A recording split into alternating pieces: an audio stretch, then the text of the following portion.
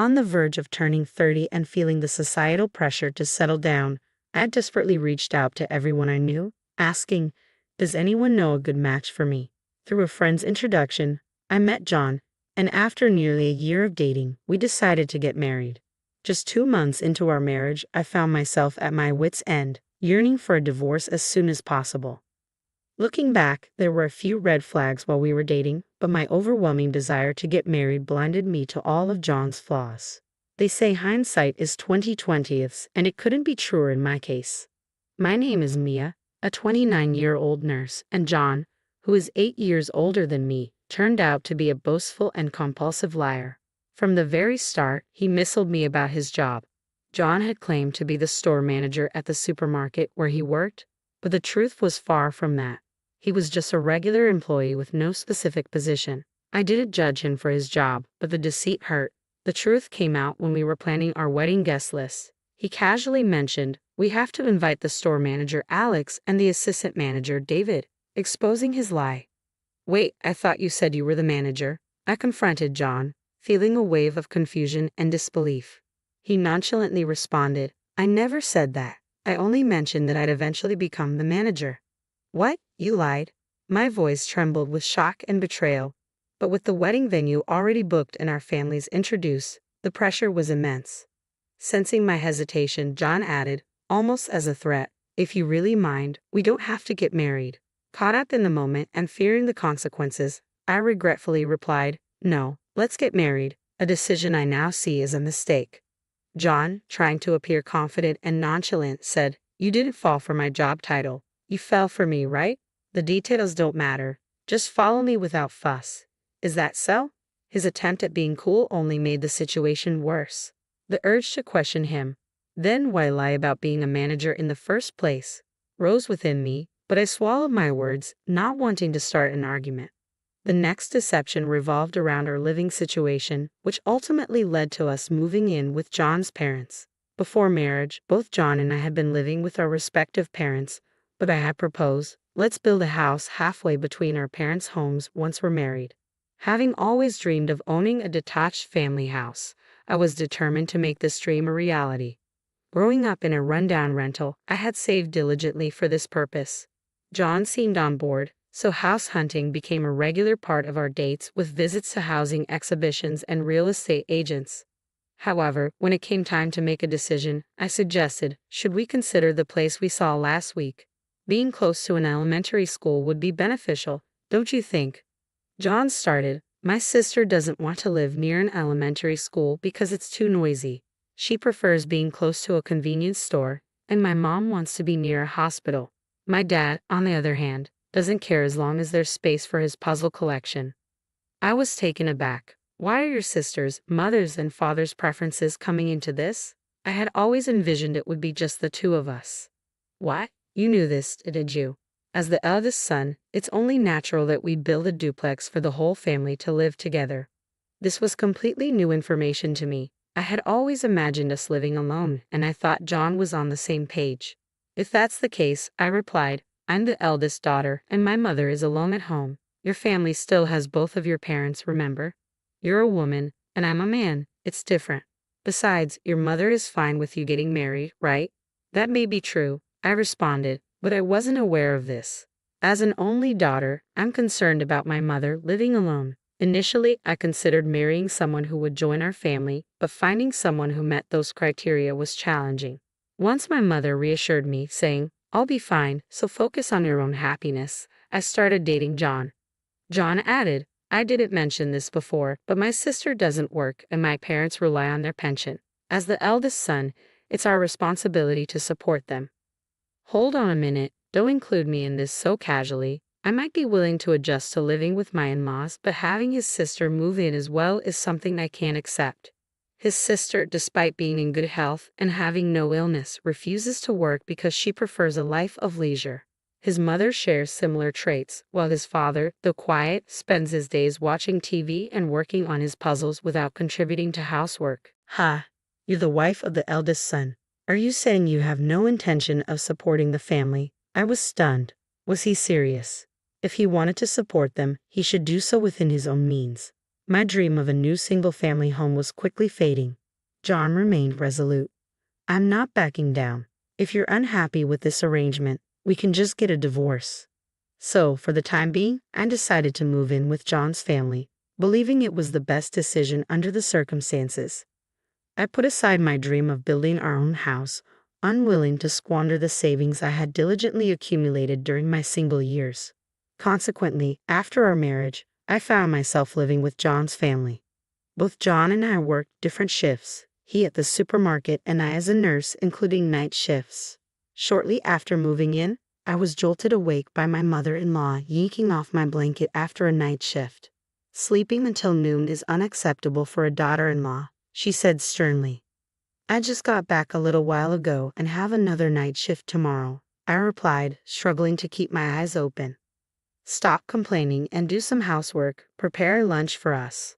What are you doing? She insisted. I quietly pushed my mother-in-law out of the room. This was no joke. I desperately needed my rest.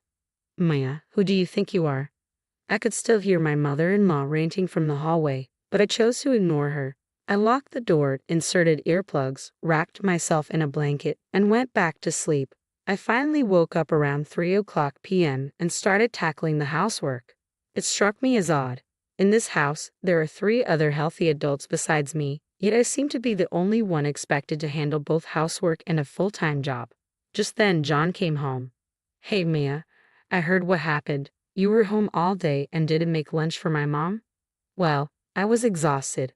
Besides, when I'm not around, you all manage on your own, so why can't you do the same while I'm sleeping? I shot back, noticing John's parents and sister smirking behind him. What about you? Didn't you say you'd be working until tonight? I left early because my sister called with a family emergency. All this fuss just because I didn't make lunch. It's ridiculous. My frustration bubbled to the surface, only escalating the situation. John's scolding intensified, adding more fuel to the fire. Is marriage really supposed to be this difficult for a wife? With no respite at my in-laws' home, I began making excuses to return to my mother's house on particularly tough days or during my days off. My mother welcomed me without question. I wanted a divorce, but I couldn't bring myself to say it out loud. Then the topic of moving came up at my mother's house. They need us to find a new place by next year. The rental house my mother was living in had severe leaks, and the landlord decided it would be better to demolish it rather than undertake costly repairs. That's right, it's not immediate, but we need a pet-friendly apartment, my mother explained. After my father passed away, she started volunteering to temporarily foster abandoned or lost cats. Although we lived in a nearly 50-year-old rental, the landlord had been understanding about her fostering work. Then I'll help look too, I said. It was a perfect way to occupy my time on days off, assist my mother, and indulge my interest in property hunting. It was a win-win situation. While visiting various real estate agencies, my mother sighed. A detached family house is just a pipe dream. That's when it hit me. A divorce could solve everything. A house is a lifetime investment, and I want to live with someone I truly care about. Then, as if by fate, we stumbled upon Cat Ears Construction. The sign featuring a cat picture and the banner reading "Homes for Cat Lovers" drew us in. We couldn't resist checking it out. Inside, a friendly clerk eagerly detailed their offerings, including an atrium and outdoor cages for cats. I had always thought cats were strictly indoor pets, but they offered sunrooms for sunbathing and large cages with special doors allowing safe outdoor access. We listened intently and left with a stack of brochures. As we walked out, I declared, "I'm going to get a divorce and move in with you, Mom." That came out of nowhere, my mom said, clearly surprised but choosing not to comment further. I couldn't see John, his parents, or his sister changing for the better, and I feared the mistreatment would only worsen. I was done just going along with things. By the time I got home, it was already evening. I quickly started preparing dinner and set the brochures aside in a bag on the sofa to review later. The laundry I'd done earlier was still sitting there, and the kitchen table was cluttered with the remnants of the frozen pizzas and forks my in-laws and sister-in-law had used for lunch. You're the wife. How long are you going to keep loafing around? I'm starving. Sorry about that, but your sister could have made something, you know. What? That's ridiculous. My sister-in-law was visibly upset, but I chose not to let it bother me. Soon enough, we'd be strangers anyway. Later that night, my husband came home and immediately scolded me. Hey, there's only $700 in the account for this month's expenses. I quickly fabricated a story. Oh, sorry. There was an administrative issue at work, so my salary will be delayed. All right then, make sure to deposit it as soon as you get paid or we're getting a divorce. Sure, I replied. When we first moved in together last month, we discussed how to manage household expenses. John insisted that I contribute almost my entire salary of $2,500 while he would only contribute $700, keeping the rest for himself.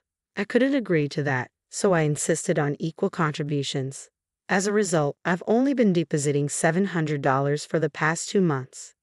I consulted a lawyer, prepared for divorce, sorted through my belongings, and stayed busy with work and organizing my parents' home.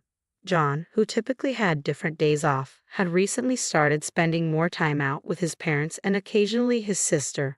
I found it unusual but convenient. One day, John announced, "I've bought a new duplex. We're signing the mortgage next Monday.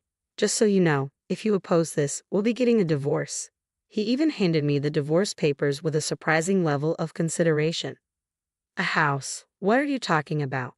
You remember those housing brochures you brought home? I went with a different major builder, but it's still based on what you wanted. You'll need to use all your savings for this. Indeed, we had discussed saving for a home during our property search. Can I see those divorce papers, please? I asked, my mind spinning with shock, but realizing this was actually a chance I had been waiting for. I took the papers from him, skimming through them and noting they were already filled out. I had to suppress a laugh. John was unaware of my own preparations for divorce, so he thought threatening me with this would force me to comply. Fearing divorce was a thing of the past. Now, I was eager to finalize it. I completed the divorce papers and submitted them first thing the next morning. Since I hadn't brought any large items like furniture and been gradually moving my belongings out, leaving was relatively easy. I headed straight back to my mom's house. Despite John's persistent calls and emails that night, I chose to ignore them all. A few days later, my ex-husband showed up at my parents' home with his parents and sister, all visibly fuming. "Hey, what's going on? Why aren't you coming home?" he demanded. "I simply filed for divorce after receiving the divorce papers," I replied nonchalantly. "Don't play games with me. I'd even built a house for us." "Well, you did that without consulting me and threatened divorce if I oppose. That was your decision," I reminded him. Maybe because we were at my mom's house, my mother-in-law was unusually subdued and attempted to downplay the situation, saying, "John must have been joking. Filling out divorce papers as a joke isn't funny. Our personalities clash completely, so I see this as a chance to end things. Irreconcilable differences are a valid reason for divorce," I said firmly. My sister-in-law jumped in. "We'll be in trouble without you. Who will provide for us? Who will pay the mortgage? That's something your family will need to figure out on your own. I'm a stranger now. Besides, why should I be responsible for a perfectly healthy sister-in-law?" I retorted. My father-in-law glared at me in silence. "I never thought you could be so cold," John said, clearly hurt. "Well, that sounds like a difference in values to me. Yet another perfect reason for divorce," I quipped. When I consulted with a lawyer, I learned that citing irreconcilable differences or a clash of values alone isn't typically enough to easily secure a divorce. However, in John's case, his lies about his job and income, his abusive behavior, and his attempt to unilaterally make me cover all living expenses made the reasons for our divorce clear-cut. On top of that, he bought a duplex on his own and threatened me with a pre-filled divorce form. "I won't accept this divorce," John insisted. "Even if you refuse to acknowledge it, you prepared the papers yourself, and your parents are witnesses," I said, showing him the photo I had taken of the completed form before submitting it to the lawyer. At that moment, my mother appeared, filming everything on her phone. "What do you think you're doing to my daughter? I've called the police. I've recorded everything, and I can make this public if needed," she declared. Although my mom hadn't said anything, her anger was palpable. My father-in-law, clearly unnerved by the mention of the police, started to panic. "Please, no police. This will make things look terrible. Just stop."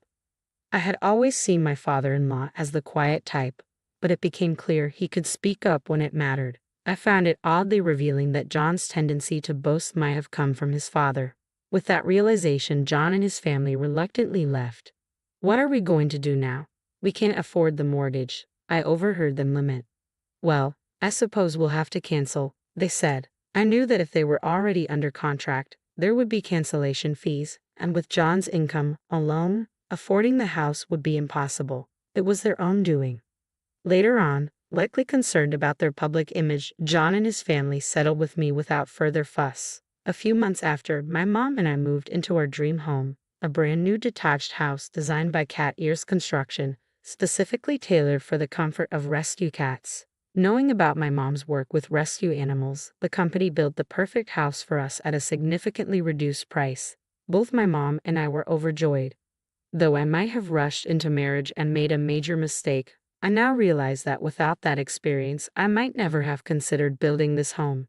Watching the cats enjoy the sun and settle in comfortably, I couldn't help but feel that everything had turned out for the best.